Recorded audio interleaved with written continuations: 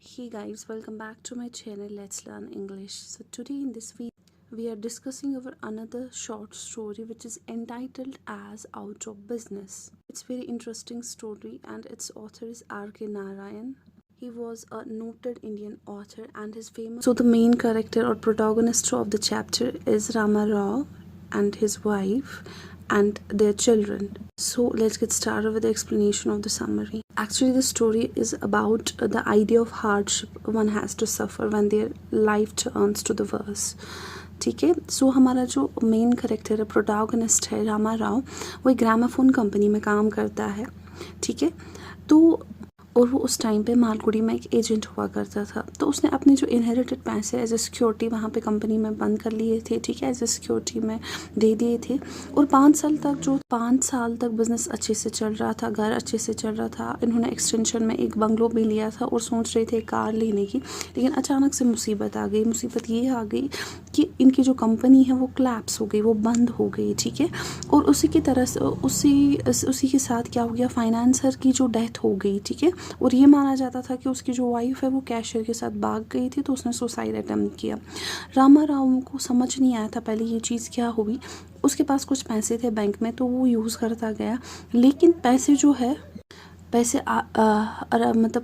जो है जल्दी जल्दी अब ख़त्म होने लगे थे. अब इसके पास जो पैसे कहाँ थे, जो इसने कुछ एज ए सिक्योरिटी बंद रखे थे, तो उसके लिए इसने एप्लीकेशन लिख दी. ठीक है. लेकिन वहाँ से कोई था ही नहीं जो इसको रिसीव करे उस एप्लीकेशन को. अब पैसे ख़त्म हो रहे थे. इसकी वाइफ ने कुछ मेजर्स उठाए पैसे बचाने के लिए, जैसे कुक को, सर्वेंट को छुट्टी कर दी और अपने बच्चों को अच्छे स्कूल से एक फ्री प्राइमरी स्कूल में डाल दिया. और अपना जो बंगलो है उसको क्या कर दिया, उसको लेट आउट कर दिया, डेट मीन्स रेंट पे रख दिया. ठीक है. और खुद एक छोटे से मकान में रहने के लिए चले गए. लेकिन रामा राव जो था अब ये क्या करता, मतलब ऐसे तो बैठ नहीं सकता था. And he was 40 years old. अब वो एप्लीकेशंस देने लगा जॉब के लिए. ठीक है. हर जगह उससे एक ही जवाब मिलता था, अगर हमें यहाँ पे कुछ भी मिला आपके लिए जॉब तो हम आपको कॉल कर देंगे. लेकिन कुछ भी नहीं हुआ उसका. रोज़ उसकी वाइफ उसका वेट करते थे, बच्चे वेट करते थे कि कुछ अच्छी न्यूज़ आएगी, लेकिन कुछ नहीं हुआ. और उसके चेहरे से वो समझ जाते थे जब वो आता था. तो वो अपने जो फैमिली है उनकी काफ़ी ज़्यादा केयर करता था. वो थोड़ा अब उनको मतलब उस चीज़ से निकालने के लिए क्या बोलता था, आज का दिन कैसा रहा. लेकिन वहाँ से कुछ रिस्पॉन्स नहीं आता था क्योंकि घर की हालात अच्छी नहीं थी. तो ये जो चीज़ें थी ना, वो काफ़ी ज़्यादा डिप्रेस्ड हो गया था इस कंडीशन से कि हम जब एक्सटेंशन में रहते थे, मेरी वाइफ मेरे बच्चे कितने अच्छे से रहते थे, उनके कपड़े अच्छे से थे. और आज तो 3 मंथ्स में भी इनको कपड़े नहीं लेके आता हूँ अपने बच्चों के लिए. और इसी तरीके से रातों भर सोता नहीं था. ठीक है. और पूरा जो कैश था वो ख़त्म होने को आया था. सिर्फ एक ही सहारा था इनके लिए, जो घर से इनके लिए जो घर इन्होंने किस पे किराए पे दे दिया था, वहाँ से सिर्फ पैसे आ रहे थे बस. तो इसी टाइम पे क्या हो गया, अचानक से उसको एक जर्नल मिला. और जर्नल में क्या थी, कुछ क्रॉसवर्ड पजल्स थी और उसको सॉल्व करना था. ठीक है. अब जो ये पजल्स है उसमें उन्होंने इनाम रखा था, प्राइज मनी रखा था. उसको लगा था कि शायद मैं जीत लूँगा और मुझे पैसे आराम से मिल जाएंगे.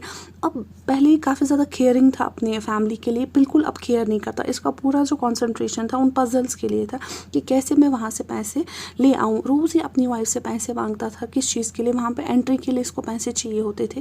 रोज़ ही अपनी वाइफ, और इसकी जो वाइफ थी काफ़ी ज़्यादा अच्छी थी, वो उसको मना नहीं कर पाती थी. तो रोज़ वो न्यूज़पेपर वाले का वेट कर रहा होता कि इसके रिजल्ट, लेकिन कभी भी उसको उसके प्राइज मनी के पैसे नहीं मिले. ठीक है. तो इसकी वजह से काफ़ी ज़्यादा डिप्रेस्ड हो गया. लेकिन वो फिर भी नहीं रुका. बार बार अपनी वाइफ से 1 रुपये मांगता था वहाँ एंट्री के लिए, लेकिन वहाँ से डिसअपॉइंटमेंट थी. और ये जो उम्मीद होती है ना इंसान को, ये इंसान को ख़त्म कर देती है. इसका दिमाग बिल्कुल ख़राब हो गया था.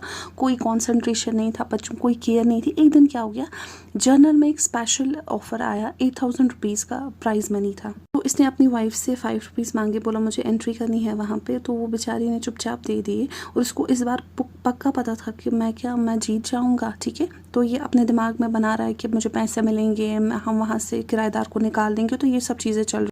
लेकिन अब जिस दिन रिजल्ट्स आने लगे, इसकी जो ब्लंडर्स थे ना बिल्कुल न्यूमरस थे. इसका चांस था लेकिन इसको बिल्कुल कुछ नहीं मिला. इसको 1 रुपये भी वापस नहीं मिले. उसकी डिसअपॉइंटमेंट और फ्रस्ट्रेशन की वजह से ये घर इसको जाना था, लेकिन ये रेलवे स्टेशन चला गया. इसको लगा था कि अब मैं सुसाइड करूँगा. उस टाइम पे भी इसको किसी की केयर नहीं था, ना वाइफ ना बच्चों की. फाइनली काफ़ी टाइम तक वेट कर रहा था, कोई रेल नहीं आई वहाँ से. तो ये प्लेटफॉर्म पे चेक करने गया कि रेल कहाँ है. तो वो 3 घंटे लेट थी, तो इसने चिल्लाया कि हाँ मुझे गॉड ने मेरे ऊपर मर्सी दिखाई, और घर चला गया। और घर में इसके बीवी बच्चे वेट कर रहे थे और काफ़ी ज़्यादा खुश हो गए इसको देख के। और उसने इसको गुड न्यूज़ दी, हमारा जो किराएदार है उसने अच्छे पैसे दिए हमारे घर के, और वो चाहता है और मैं चाहती हूँ कि हम उस मकान को बेच डालें। तो ये भी खुश हो गया, कहता है कि हाँ कुछ पैसों से मैं जॉब कर लूँगा और कुछ पैसों में अपनी वाइफ के पास ताकि घर चले। So this is the end of story. So इससे हमें ये मैसेज मिलता है, इसकी थीम ये है, हेस्ट ऑलवेज मेक्स वेस्ट। हमें कभी भी जल्दबाजी नहीं करनी चाहिए किसी चीज़ में, और शॉर्टकट मेथड से हमारी जो प्रॉब्लम्स होती है वो कुछ टाइम के लिए सॉल्व हो सकती है, लेकिन हमेशा के लिए नहीं। If you like my video kindly subscribe to the channel.